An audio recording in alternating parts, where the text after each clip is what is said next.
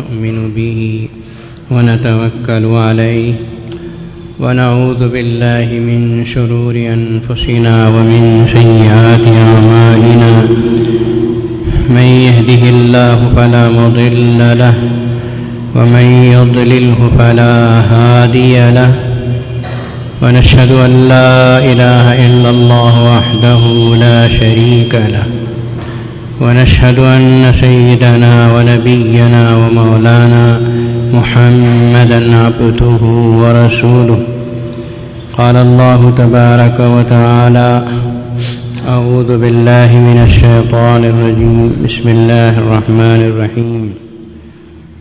يا أيها الذين آمنوا اركعوا واسجدوا واعبدوا ربكم وافعلوا الخير لعلكم تفلحون. صدق اللہ مولانا العظیم.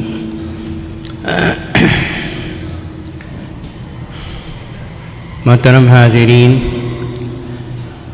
قرآن مجید کی یہ وہ آیت شریفہ ہے سورہ حج کی، جس کی تلاوت پر حضرت امام شافعی رحمۃ اللہ علیہ کے پاس سجدہ واجب ہو جاتا ہے، لیکن حضرت امام ابو حنیفہ رحمۃ اللہ علیہ اس آیت کو آیت سجدہ نہیں مانتے، اور حنفیوں کے پاس سجدہ واجب نہیں ہوتا. اس آیت شریفہ میں اللہ تعالیٰ نے یوں فرمایا کہ اے ایمان والو، رکوع کرو، سجدہ کرو، وَاعْبُدُوا رَبَّكُمْ، اور اپنے پروردگار کی عبادت کرو. رکوع اور سجدہ یہ مسلمانوں کی نماز ہے. یہودیوں کی نماز میں رکوع نہیں ہے. اسی وجہ سے قرآن مجید میں اس کے علاوہ بھی دوسری جگہ بھی رکوع کا تذکرہ ہے. رکوع کرو اور سجدہ کرو، وَاعْبُدُوا رَبَّكُمْ، اور اپنے پروردگار کی عبادت کرو.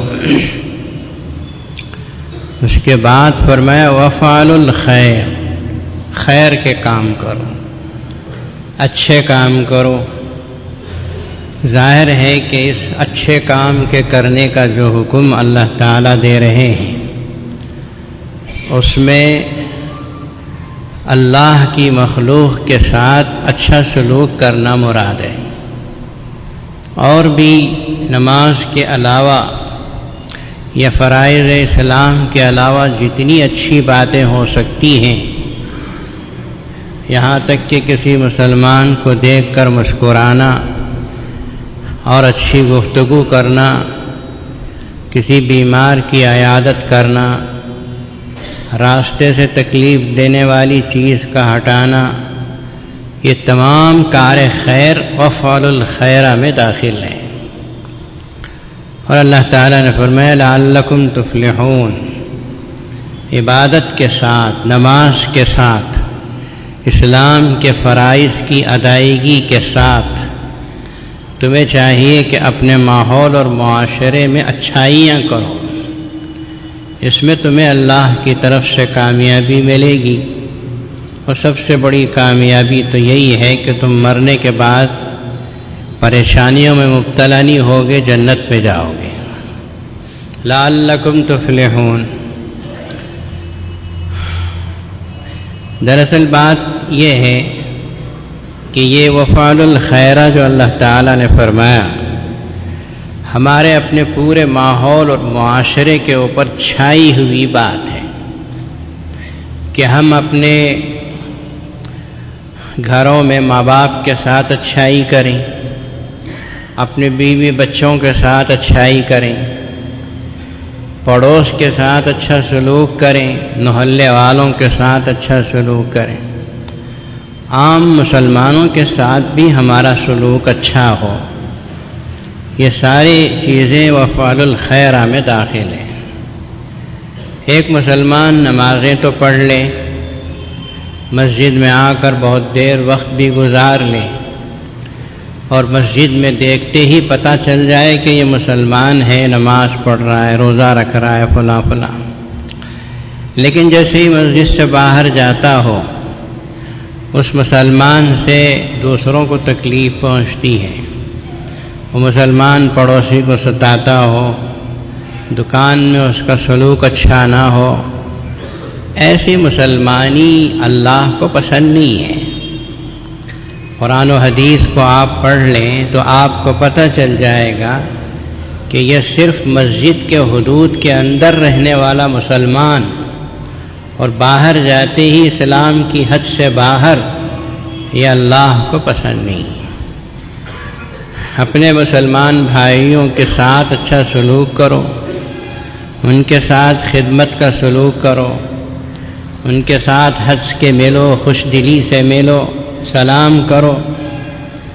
یہ سب چیزیں ایک مومن اور مسلمان کے اسلام کی تکمیل کے لیے بے حد ضروری ہیں. مشہور و معروف آیت شریفہ ہے، اللہ پاک نے فرمایا کہ انما المؤمنون اخوۃ، ساری دنیا کے مسلمان مومن آپس میں بھائی بھائی ہیں. فاصلحوا بین اخویکم، اپنے بھائیوں کے درمیان اصلاح کا معاملہ کرو. واتقوا اللہ، اور کسی قسم کا غلط قدم اٹھانے سے اللہ سے ڈرو. لعلکم ترحمون، تاکہ تمہارے اوپر اللہ کی رحمت اترے. اس آیت شریفہ میں اللہ تعالیٰ نے بتا دیا کہ شمال، جنوب، مشرق، مغرب، دنیا کے جس کونے میں بھی مسلمان رہتا بستا ہو وہ آپس میں بھائی بھائی ہے. نہ رنگ و نسل کا فرق ہے، نہ زبان کا فرق ہے، نہ خاندان کا، نہ حسب و نسب کا، کچھ نہیں. اگر کلمہ طیبہ پڑھتا ہے تو بلال حبشی جیسا شخص کالا کلوٹا، کوئی خوبصورتی چہرے پہ نہیں ہے، لیکن اس کا مقام یہ ہے کہ ان کو سیدنا کہتے ہیں، امیر المومنین حضرت عمر بن خطاب رضی اللہ تعالی. اور اگر ایمان نہیں ہے تو ابو لہب جیسا دہکتا ہوا چہرہ رکھنے والا شخص بھی ایسا ہے کہ قیامت تک کے لیے قرآن مجید میں اس کے لیے لعنت نازل کر دی گئی ہے. اور آپ پڑھتے ہیں تبت یدا ابی لہب، یہ کیا ہے؟ ابو لہب کے اوپر لعنت ہے، اس کے دونوں ہاتھ تباہ ہو جائیں. تو چہرے مہرے سے کچھ نہیں، خوبصورتی سے کچھ نہیں، یہ مال و دولت سے کچھ نہیں. اگر آپ کلمہ طیبہ پڑھتے ہیں تو آپس میں بھائی بھائی ہیں. سلوک اچھا رکھو، اخلاق اچھے رکھو، کردار اچھے رکھو. ہر مسلمان کو اپنا بھائی سمجھ کر اس کے ساتھ اچھا سلوک کرو. اس کو نبی کریم صلی اللہ تعالی علیہ وسلم نے یوں فرمایا کہ المسلم اخو المسلم، ایک مسلمان دوسرے مسلمان کا بھائی ہے. اس میں کوئی فرق نہیں، عرب، عجم، کالا، گورا. لیس لعربی علی عجمی فضل، کسی عربی کو عجمی پر فضیلت نہیں، کسی کالے کو گورے پہ فضیلت نہیں، حسب و نسب کا کوئی اعتبار نہیں.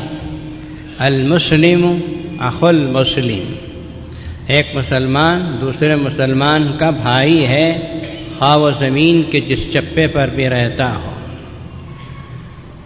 آگے رسول اللہ صلی اللہ علیہ وسلم نے فرمایا لا یظلمہ، جب کوئی مسلمان دوسرے مسلمان کا بھائی ہے تو پھر ایک مسلمان دوسرے مسلمان پہ ظلم نہ کرے، ستائے نہیں. اپنے بھائی کو کوئی ستاتا ہے؟ اپنے بھائی کو کوئی دھوکہ دیتا ہے، پریشان کرتا ہے؟ لا یظلمہ، کوئی مسلمان دوسرے مسلمان کو یا اپنے بھائی کو ظلم نہ کرے. اور پھر یہ بھی فرمایا کہ ولا یسلمہ، کسی کو ظلم ہوتا ہوا دیکھ کے خاموش بھی نہ رہے، سپرد بھی نہ کر دے. کوئی کسی کو مار رہا ہے، توڑ رہا ہے، پریشان کر رہا ہے، اور آپ دیکھ کے اس کو مزہ لے رہے ہیں، درمیان میں جا کے اس ظالم کو روکتے نہیں ہیں. یہ بھی ایمان کے خطرے کی بات ہے. کہ ایک مسلمان دوسرے مسلمان کو پریشان کر رہا ہے، ستا رہا ہے، اور آپ دیکھیں اس کو دیکھ رہے ہیں اور لطف لے رہے ہیں، جیسا آج کل لوگوں کی عادت ہے کہ دو آدمی میں جھگڑا ہو رہا ہو، کوئی پکڑ کے کسی کو خوب مار رہا ہے تو لوگ کھڑے تماشا دیکھتے ہیں، لوگ کھڑے ہو کے تماشا دیکھتے ہیں۔ ایسے لوگ اچھے لوگ نہیں ہیں۔ جھگڑا فوراً ختم کرنا چاہیے اور ظلم کو پنپنے نہیں دینا چاہیے، اور ظلم کے خلاف آواز اٹھانا مسلمان کا حق ہے، ایمان نے اس کو حق دیا ہے۔ ولا یسلمہ کا یہی مطلب ہے کہ اپنا بھائی مسلمان اگر مظلوم ہے تو اسے ظلم کے حوالے مت کرو، ظالم کے حوالے مت کرو، جاؤ ظالم کا ہاتھ پکڑو۔ اور پھر آگے رسول اللہ صلی اللہ علیہ وسلم نے اور تفصیل بیان فرمائی۔ ایک آگے فرمایا من فرج عن مسلم کربۃ فرج اللہ کربۃ من کرب یوم القیامہ، جو کوئی شخص مسلمان مومن اپنے کسی مسلمان بھائی کو تکلیف میں دیکھا اور اس کی تکلیف سے اس کو آزاد کر دیا، بھوکا تھا کھلا دیا، ننگا تھا پہنا دیا، کوئی پریشانی تھی اس کی پریشانی کو دور کر دیا۔ سینکڑوں صورتیں پریشانیوں کی ہوتی ہیں، آپ استطاعت رکھتے ہیں اس کے پریشانی کو دور کر دیتے ہیں، تو امام الانبیاء صلی اللہ علیہ وسلم نے فرمایا کہ قیامت کے دن اللہ تعالیٰ اس مسلمان کو وہاں پیش آنے والی پریشانیوں سے نجات دیں۔ وہاں کی پریشانیاں تو اللہ ہی دور کر سکتے ہیں، یہاں آپ مسلمان کی پریشانی کو دور کرو، قیامت میں اپنی پریشانیوں کو دور کرنے کا علاج کرو۔ اور پھر آگے آپ صلی اللہ علیہ وسلم نے فرمایا من کان فی حاجت اخیہ کان اللہ فی حاجتی، جو کوئی مسلمان کسی مسلمان بھائی کی ضرورت کو پورا کرنے میں لگا ہوا ہے، اللہ تعالیٰ اس مسلمان کی ضرورت کے پورا کرنے میں پیچھے لگ جاتے ہیں۔ یعنی آپ کسی مسلمان کی ضرورت کو پورا کر رہے ہیں تو اللہ تبارک و تعالیٰ کو اپنے ساتھ لے رہے ہیں اپنی ضرورتوں کو پورا کرنے کے لیے۔ یہ کوئی ایسی بات نہیں ہے کہ جیسے آپ سن کے یوں ہی چھوڑ دیں، امام الانبیاء صلی اللہ علیہ وسلم کی بات ہے۔ پتھر کی لکیر مٹ سکتی ہے، یہ جملہ نہیں مٹ سکتا، یاد رکھو۔ آپ مسلمانوں کی ضرورتوں کو پورا کرو، آپ کی ضرورتوں کو پورا کرنے میں اللہ میاں آپ کے ساتھ لگ جائیں۔ اور پھر یہ روایت جو میں نے عرض کی، یہ روایت ہے حضرت ابن عبداللہ بن عمر رضی اللہ تعالیٰ عنہ۔ حضرت ابو ہریرہ رضی اللہ تعالیٰ عنہ کی ایک روایت ہے جو اسی سے تھوڑا بہت ملتی جلتی ہے۔ انہوں نے روایت کی کہ رسول اللہ صلی اللہ علیہ وسلم نے ارشاد فرمایا کہ من ستر مسلما سترہ اللہ فی الدنیا والآخرہ، جس کسی شخص نے کسی مسلمان کے عیب کو چھپایا، اللہ دنیا اور آخرت دونوں جگہ اس کے عیبوں کو چھپاتے۔ بھئی کوئی عیب سے خالی ہے؟ ہاتھ اٹھائے کوئی شخص اگر عیب سے خالی ہے۔ سوائے انبیاء کے کوئی بھی عیب سے خالی نہیں ہوتا دنیا میں، ہر انسان عیبوں سے لگا ہوا ہوتا ہے۔ آپ دوسروں کے عیبوں کو اچھالیں گے، اللہ آپ کے عیبوں کو اچھال دیں گے۔ اگر آپ نے مسلمان کے عیب کو چھپایا، اللہ کے رسول صلی اللہ علیہ وسلم نے شہادت دی کہ اللہ تعالیٰ آپ کے عیبوں کو دنیا میں بھی چھپائیں گے، آخرت میں بھی چھپائیں گے۔ آخرت میں جہاں ساری دنیا انسانیت ہوگی وہاں بھی آپ کے عیب چھپا دیں گے۔ اور پھر رسول اللہ صلی اللہ علیہ وسلم نے فرمایا جس نے دنیا میں کسی مسلمان کو ایک جوڑا کپڑے پہنا دیے، اللہ تعالیٰ اسے جنت کے اندر جنت کا جوڑا پہنائیں گے۔ بھئی جنت کا جوڑا پہنانے کے لیے جنت میں تو جانا ہے، مطلب یہ ہو کہ جنت میں جائے گا وہ شخص۔ اسی طرح کسی پیاسے کو پانی پلا دیا، آپ علیہ السلام نے ارشاد فرمایا کہ قیامت کے دن اللہ تعالیٰ اسے ایسا جام پلائیں گے کہ جس کے پینے کے بعد کبھی اسے پیاس نہیں لگے گی۔ یہ مسلمانوں کی ضرورتوں کو پورا کرنے والی چیزیں ہیں۔ لیکن ان سب کے پیچھے مسلمان میں خلوص للہ چاہیے، اللہ کو خوش کرنے کا جذبہ ہو۔ میں مسلمان کی مدد کر رہا ہوں، میں مسلمان کو کپڑے پہنا رہا ہوں، مسلمان کو کھلا رہا ہوں، پلا رہا ہوں۔ حضرات صحابہ کرام رضوان اللہ تعالی علیہم اجمعین لوگوں کی مدد کرتے تھے، پتہ ہی نہیں چلتا تھا لینے والے کو کہ مجھے کون دے گیا ہے۔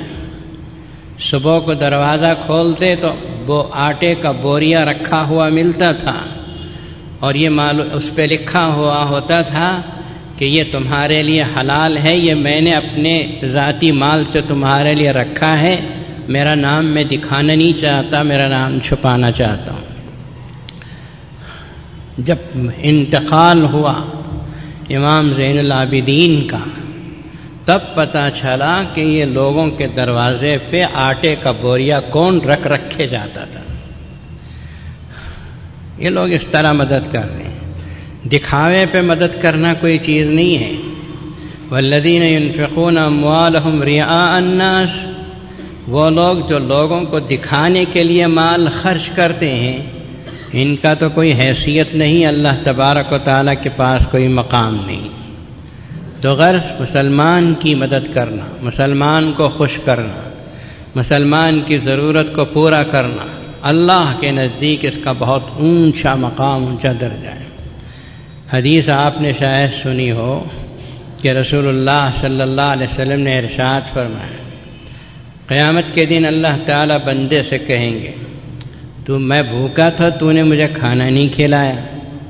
اللہ تعالیٰ جب بندے سے یوں کہیں گے کہ میں بھوکا تھا، تو نے کھانا نہیں کھلایا، تو بندہ کہے گا یا اللہ تجھے بھوک کہاں سے لگی، تو تو غنی ہے، تجھے نہ بھوک لگتی ہے، نہ پیاس لگتی ہے، نہ اونگ آتی ہے، نہ نیند آتی ہے، تو ان چیزوں سے بری ہے۔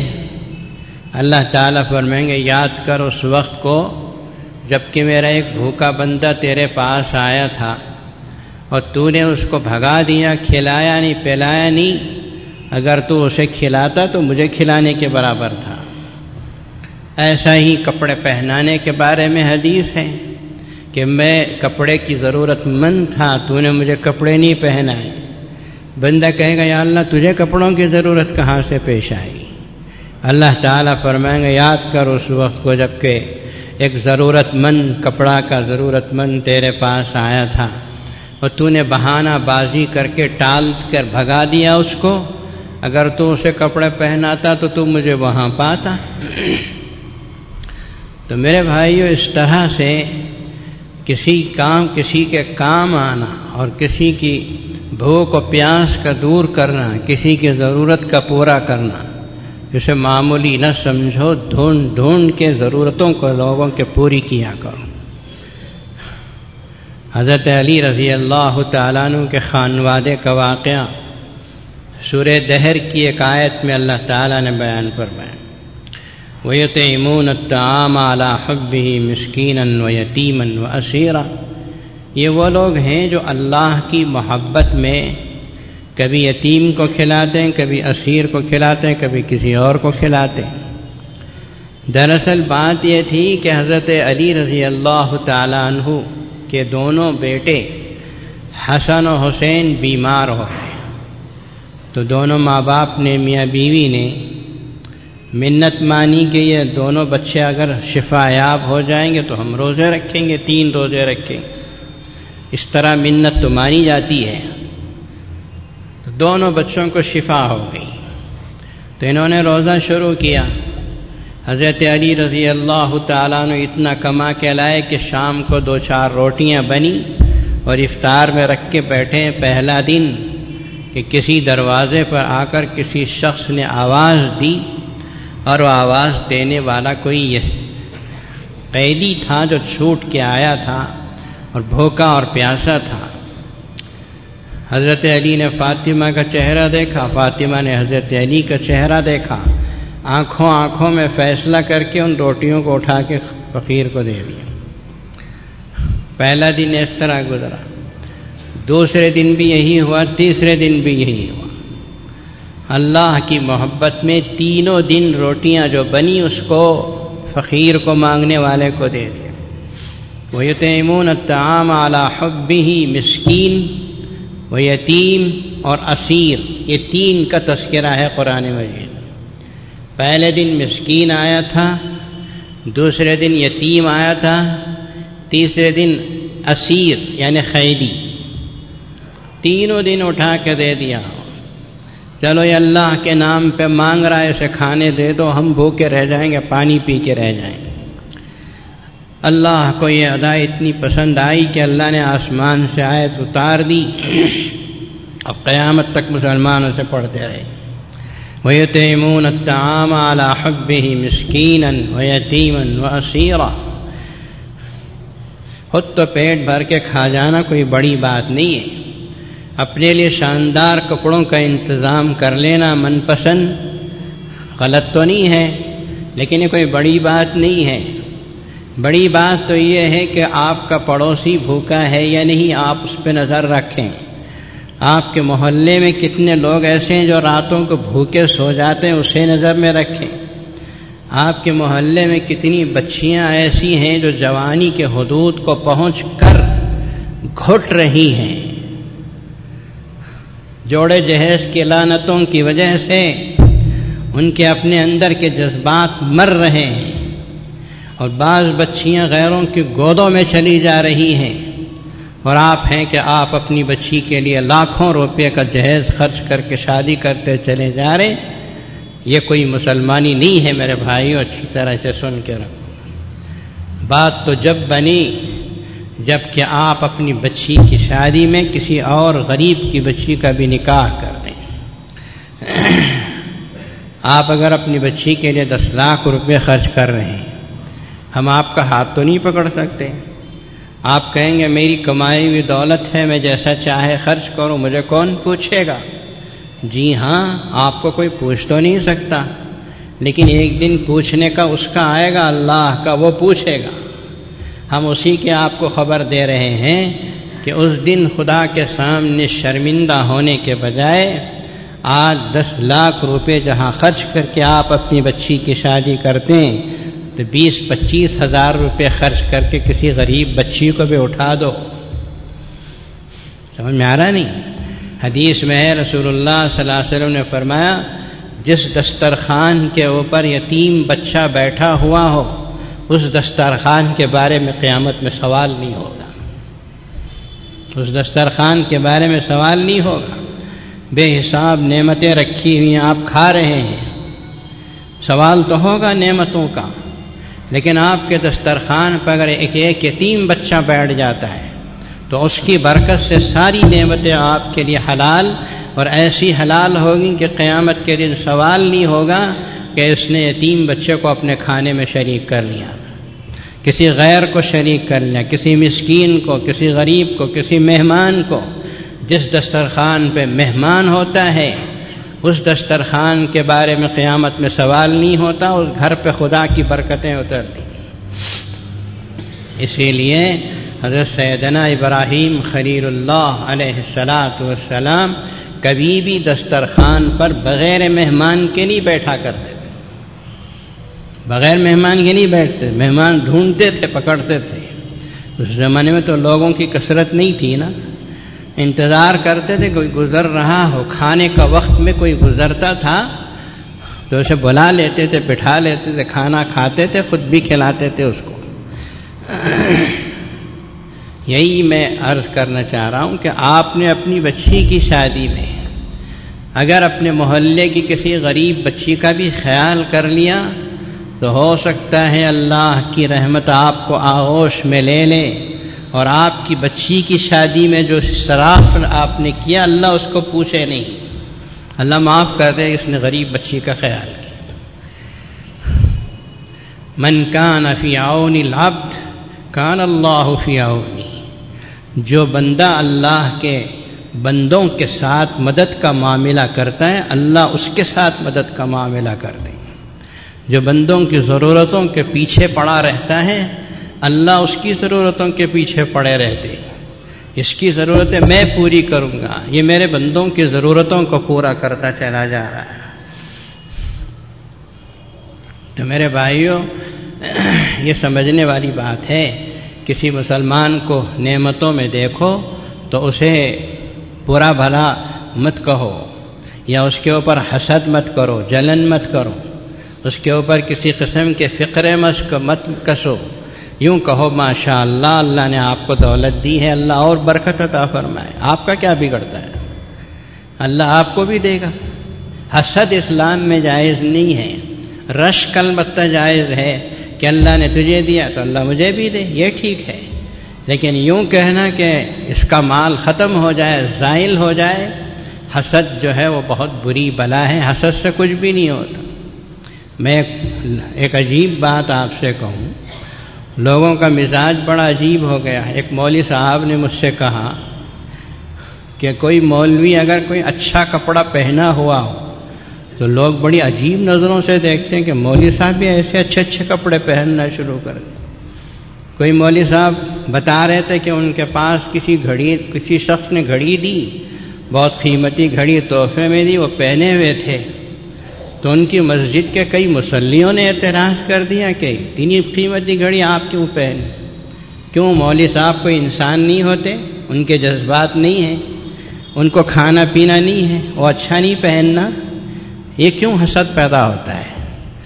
آپ کرتے ہیں تو کیجئے، آپ نہیں کرتے ہیں تو کوئی دوسرا آدمی کر رہا ہے تو اسے کرنے دیجیے۔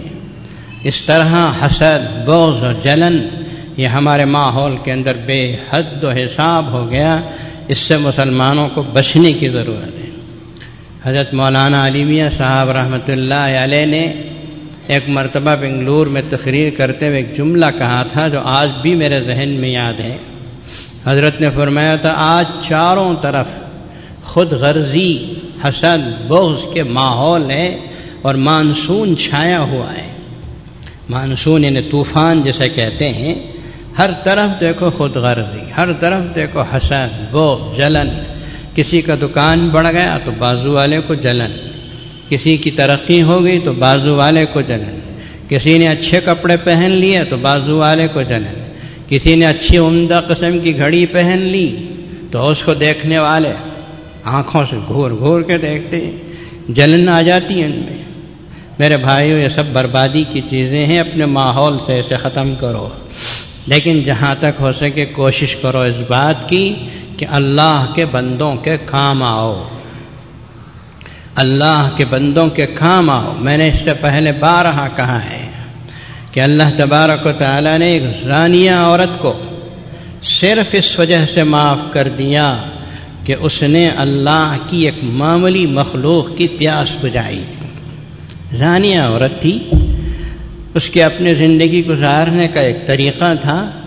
ایک مرتبہ کہیں جا رہی تھی، اس نے دیکھا کہ ایک پیاسا کتا کنویں کے منڈھیر کو چاٹ رہا ہے اور گیلی مٹی کو چاٹ رہا ہے، علامت تھی کہ اسے سخت ترین کی پیاس لگی۔ تو اس کے ذہن میں خیال آیا، ارے یہ بڑا پیاسا لگتا ہے، تو اس نے اپنا دوپٹہ گلے سے نکالا، پانی میں ڈالا اور وہاں سے جو پانی آیا کتے کے منہ میں نچوڑ دیا، اور جب مری تو اللہ نے اپنی آغوش رحمت میں اسے لے لی۔ کہا تو نے میری مخلوق کے ساتھ جو سلوک کیا، حالانکہ ضروری نہیں تھا، وہ چلی جاتی، لیکن اللہ تبارک و تعالیٰ نے، امام بخاری نے اس حدیث کو پیش کیا، رسول اللہ صلی اللہ علیہ وسلم نے فرمایا کہ پچھلی قوموں میں ایک عورت نے کتے کے ساتھ یہ سلوک کیا تو اللہ نے اس کی مغفرت فرمائی۔ ارے بھائی، کتے کے ساتھ اچھا سلوک، اس کی پیاس بجھا دی تو اس کے ساتھ یہ سلوک ہوا، تو اندازہ لگاؤ انسانوں کے ساتھ، میں مسلمان نہیں کہتا، مسلمان نہیں، مسلمان کے ساتھ تو آپ اچھا سلوک کرنا ہی چاہیے، وہ تو الگ بات ہے، مسلمان تو آپ کا بھائی ہے۔ مسلمان سے ہٹ کر ہندو، غیر مسلم، عیسائی، کوئی بھی مذہب کا ماننے والا ہو، اللہ کو نہیں ماننے والا شخص بھی ہے تو اس کے ساتھ بھی اچھا سلوک کرو، اسے بھی کھلاؤ، اسے بھی پلاؤ، اس کی ضرورت کو پورا کرو۔ میں نے ایک جگہ یہ بیان کیا، بھئی جو اللہ کو نہیں مانتا ہے وہ بھی بھوکا ہے تو اسے بھی کھلاؤ۔ ایک صاحب نے اعتراض کیا، اللہ کو نہیں مانتا تو اسے کیوں کھلائیں؟ آپ ذرا یہ سوچو کہ اللہ کو نہیں ماننے والا شخص اگر اس نے 60 سال 70 سال جیا ہے تو 60 اور 70 سال کس نے کھلایا؟ وہ اللہ ہی تو کھلا رہے ہیں اس کو، اللہ کھلاتے ہیں۔ اللہ اس بات کو نہیں دیکھتے کہ مجھے کوئی مان رہا ہے یا نہیں مان رہا ہے، اللہ تعالیٰ کھلاتے۔ جیسے حضرت ابراہیم علیہ السلام نے ایک مرتبہ ایک 90 سال کے بوڑھے کو بلا کے دسترخوان پہ بٹھایا، اور جب کھانا پیش کیا تو اس نے اٹھا کے منہ میں ڈال لیا، بسم اللہ نہیں پڑھی۔ حضرت ابراہیم خلیل اللہ، اللہ کے بڑے چہیتے تھے، اللہ بھی ان کو چاہتے تھے، اللہ کا نام نہیں لیا، اٹھا کے بھگا دیا، چل مردود، اللہ کا نام لیے بغیر کھا رہا ہے، بسم اللہ نہیں پڑھا، اللہ کا نام نہیں لیا۔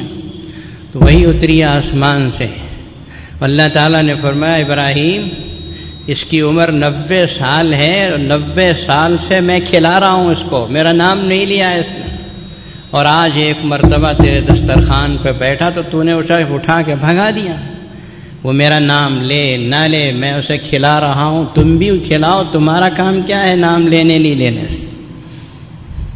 وہ بھاگے گئے، پکڑ کے اس کو لائے، ابراہیم علیہ السلام نے اسے بٹھایا، کہا بابا کھاؤ جیسا چاہے کھاؤ، اور اس نے کہا اب تو نہیں کھاؤں گا، اب جب تک تم مجھے وجہ نہیں بتاؤ گے نہیں کھاؤں گا کہ بھگایا کیوں، بلایا کیوں، بھگایا کیوں، بلایا کیوں؟ کہا بھگایا اس لیے کہ تو نے اللہ کا نام نہیں لیا، بلایا اس لیے کہ میرے اللہ نے مجھے ڈانٹ پلائی کہ 90 سال سے میں کھلا رہا ہوں بغیر کسی اعتراض کے، تو تم نے کیوں اس کے اوپر اعتراض کر دیا کہ میرا نام نہیں لیا، جاؤ بلاؤ کھلاؤ اسے۔ یہ ہمارا اخلاق ہے کہ ہمارے دشمن کو بھی ہم کھلاتے ہیں، ہمارے دشمن کو بھی کھلاتے ہیں۔ بوڑھے نے کہا ابراہیم پہلے مجھے تمہارے اللہ کا کلمہ پڑھاؤ پھر میں کھانا کھاؤں۔ تو یہ ہوتا ہے اللہ تبارک و تعالیٰ تو صرف میں نے کہا نا کیا مسلمان ہی نہیں، ہر ایک کے ساتھ اچھا سلوک، اس کی ضرورتوں کو پورا کرنا، پھر تو دیکھو کہ اسلام کی تبلیغ کی ضرورت نہیں، لوگ خود بخود اسلام کی طرف مائل ہوں، اسلام کی طرف خود بخود لوگ مائل ہوں گے۔ ہمارے اندر وہ اخلاق و کردار نہیں رہا، لوگوں کے ساتھ جس طرح سلوک کرنا ہے وہ سلوک نہیں رہا، جس کی وجہ سے آج ہم صحیح اسلام کو پیش کرنے کے مومنٹ میں نہیں رہے۔ بہرحال اللہ تعالی ہم مسلمانوں کو توفیق بخشے، توفیق عطا فرمائے کہ ہم عبادتوں کے ساتھ ساتھ دوسروں کی ضرورتوں کو سمجھیں۔ سب سے پہلے اپنے بیوی بچوں کا خیال کرو، سب سے پہلے اپنے بیوی بچوں کا خیال کرو۔ بیوی کو صبح میں جاتے ہوئے گھر سے 50 روپے دے کے چلے جاتے ہیں، اس کے 3-4 بچے شام تک جو کھائے سو کھائے، خود انہیں جا کے ہوٹل میں پائے کا سالنا بریانی کھا کے مزہ کرتا ہے، وہ بیوی بچوں کو صبح سے شام تک کے لیے 50-60 روپے دے کے چلا جاتا ہے۔ سب سے پہلے اپنے ماں باپ کا خیال رکھو، بیوی بچوں کا خیال رکھو۔ اس سے بھی زیادہ استطاعت ہے تو اپنے پڑوسیوں کا خیال رکھو، عام بھائیوں کا بہنوں کا خیال رکھو۔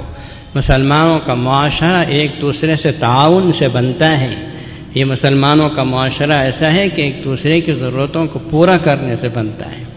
مجھے بڑی خوشی ہے، مسرت ہے، اللہ تبارک و تعالیٰ نے ہمارے ضمیر صاحب کو توفیق دی کہ وہ ایک تاریخ کو 200 شادیاں کرنے والے ہیں۔ جامع مسجد سے یہ شادیوں کی کیا اللہ تعالیٰ کی طرف سے نعمت شروع ہوئی۔ 3-3.5 سال پہلے جو ہم نے 15 شادیاں کی تو چاروں طرف شادیاں ہونے لگیں، غریبوں کی شادیاں ہونے لگیں، کوئی 20,000 خرچ، ہم لوگ تو 17,000 میں شروع کیے، اور آج سونے کی قیمت اور دوسری تمام چیزوں کی قیمتیں بڑھ گئیں، 20,500 روپے تک کا خرچ، بلکہ اس سے بھی تھوڑا زیادہ۔ دوسرے مسلمان بھائیوں نے بھی اس کو اپنایا، مسجدوں میں ہوئے۔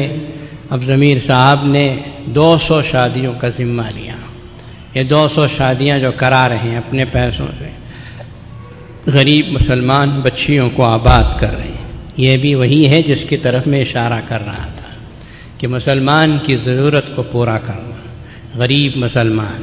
ہمارے نوجوانوں نے جوڑے جہیز کی لعنت ایسی بنا لی، کچھ نہ کچھ لڑک کے آئے، کچھ نہ کچھ لڑک کے آئے، اس طرح کا جو مزاج بن گیا۔ اس وجہ سے یہ بچیاں بیٹھی رہ گئیں۔ اب ایک سبحانیہ مسجد میں 15 شادیاں ہوئی، پڑھانے گیا، وہاں ضمیر صاحب بھی تھے۔ اس وقت انہوں نے اعلان کیا کہ ہمارے علاقے میں 100 لڑکیاں ہوں، میرے MLA کا جو علاقہ ہوتا ہے 100 بچیاں ہوں، ان کا میں نکاح کا ذمہ لیتا ہوں، سبحانیہ مسجد میں آ کے وہ لکھا دیں۔ تو میں سوچا کہ 100 بچیاں یہاں بغیر نکاح کے کہاں رہیں گی، لیکن اب پتہ چلتا ہے کہ 200 بچیاں جم گئیں۔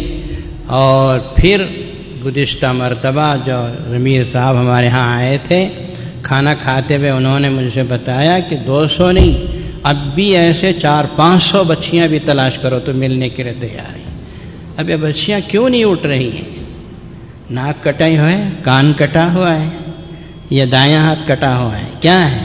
کچھ بھی نہیں، سب ٹھیک ہے، وہ دینے کے لیے ملے ہی نہیں ہے، لڑکا جو مانگتا نا وہ نہیں ہے۔ لوگ لے جا کے ستاتے ہیں، بچیوں کو ستاتے ہیں، پریشان کرتے ہیں۔ سمجھ لینا چاہیے کہ جن گھروں میں لڑکیوں کو لے جا کے پریشان کرتے ستاتے ہیں، ایسے ساس کو، ایسی سسرے کو مرنے سے پہلے اللہ کا عذاب اترے گا۔ ذرا سخت جملے ہیں، معاف کریں، مرنے سے پہلے عذاب اترے گا، اس لیے کہ جو بچی آپ کے گھر میں شہزادی کی طرح جیتی ہے، آپ اسے شادی کر کے لے جاتے ہیں تو شہزادی کی طرح نہیں تو کم از کم بغیر تکلیف دیے کہ تو رکھو۔ آپ بغیر تکلیف دیے کے رکھنے کے بجائے صبح و شام اسے تانے دیتے ہیں، اور ساس اسے ستاتی ہے، پریشان کرتی ہے۔ میں نے خود دیکھا ہے کہ جو ساس بہوؤں کو ستاتی ہیں ان کے گردے فیل ہو گئے، آخر عمر میں بیمار ہو گئی، تڑپتی ہیں ایسے موقع پہ۔ ظاہر ہے کہ جس نے ظلم کیا اس کو ظلم کا بدلہ سہنا پڑتا ہے۔ گیہوں بو گے تو گیہوں کاٹو گے، اور اگر گیہوں بو کر آپ یہ سوچیں کہ سیب کا پھل اٹھ جائے گا، ہو سکتا ہے؟ سمجھنے کی کوشش کرو، اپنے ماحول میں بچیوں کو اٹھاؤ، اور بچیوں کی شادی کر کے لے جا رہے ہیں تو ان کو بیٹیوں کی طرح سے پالو، خدا کی طرف سے رحمت و برکت آئے گی۔ اور جو لڑکا ہے داماد مت سمجھو، اسے بیٹا سمجھو۔ اس سے اسلام نے تو بیٹے کا ہی درجہ دیا اور بہو کو بیٹی کا درجہ دیا، اس لیے کہ مسئلہ یہ ہے جس لڑکی کی شادی ہو جاتی ہے اس کی جو ماں ہے وہ حرام ہو جاتی ہے بیٹی کے شوہر کے لیے، اس وجہ کہ وہ ماں کا درجہ رکھتی ہے۔ ساس جو ہے ساس سے نکاح حرام ہے جوئی کا۔ کیوں حرام ہے؟ اس لیے کہ وہ ماں کا درجہ رکھتی ہے، تو ماں کا درجہ دیا اسلام نے، اور آپ ماں کے بجائے ڈائن کا سلوک کرنا شروع کر دیں، کیا منہ دکھاؤ گے خدا کو؟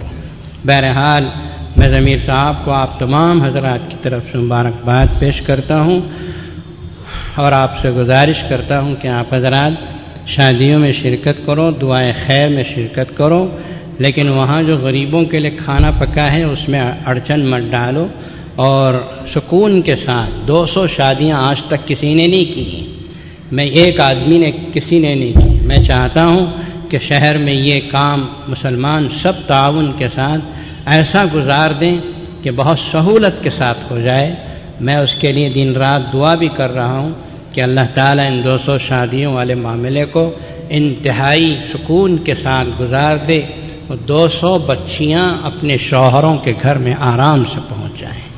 دعا کیجئے کہ اللہ تعالیٰ ہماری آرزوؤں کو پورا فرمائے، اور اللہ تبارک و تعالیٰ ضمیر صاحب جو کام کر رہے ہیں اس کام کی تخلید کرنے کی اور بھی مالداروں کو توفیق دے۔ ایسا نہیں ہے کہ ضمیر صاحب ہی بہت بڑے مالدار ہیں، ان سے بھی بڑے بڑے مالدار ہیں، ان سے بھی بڑے پیسے رکھنے والے ہیں، لیکن پیسہ تو ہے لیکن دل اتنا بڑا نہیں ہے جتنا ضمیر صاحب کا ہے۔ اللہ تبارک و تعالی توفیق دے ہم سب کو کہ کچھ نہ کچھ کار خیر ہم کریں، اور ہمارے طرف سے کچھ نہ کچھ مسلمانوں کو فائدہ پہنچے۔ اللہ تعالی جامع مسجد جامع العلوم کو اس حیثیت سے بنایا ہے کہ ہم ہمیشہ کوشش کرتے ہیں کہ مسلمانوں کو کچھ نہ کچھ فائدہ پہنچے۔ ہمارے بیت المال سے پڑھنے والے بچوں کو پیسہ دیتے ہیں، ہمارے ہاں غریبوں کو علاج کے لیے پیسہ دیتے ہیں، ہمارے ہاں ڈیالسس کے لیے چیک فراہم کرتے ہیں۔ ایسا کچھ نہ کچھ خیر کے کام ہو رہے ہیں۔ آپ حضرات کی مدد نصرت و اعانت کا سبب ہے۔ اللہ آپ کو خوش رکھے، سرسبز و شاداب رکھے۔ میں اس موقع پہ خاص طور پر ایک گزارش آپ سے کرنے جا رہا ہوں کہ جامع العلوم کے جو بچے ہمارے ہاں پڑھتے ہیں ان بچوں کے لیے چاول ختم ہو گئے ہیں۔ جو احباب چاول فراہم کرنا چاہتے ہیں وہ چاول لا کر دے کے رسید لے لیں، یا نہیں تو پیسہ دے کر چاول کے لیے لکھا دے تو ہم انشاءاللہ اس سے چاول ہی منگا لیں گے۔ غریب بچوں کا پیٹ بھرنے کے لیے چاول کی بہت سخت ضرورت ہے، اس کی طرف توجہ فرمائیں۔ اللہ تبارک و تعالی آپ کی مدد نصرت اور اعانت جو آپ کرتے ہیں اس کو شرف قبولیت عطا فرمائے، اور اللہ تبارک و تعالی اس کو قبول فرما کر آپ حضرات کے ہمارے قوم کے سارے بچوں کو بچیوں کو دین سے وابستہ فرمائے، مرنے کے بعد ذریعہ نجات بنائے۔ وآخر دعوانا الحمدللہ رب العالمین۔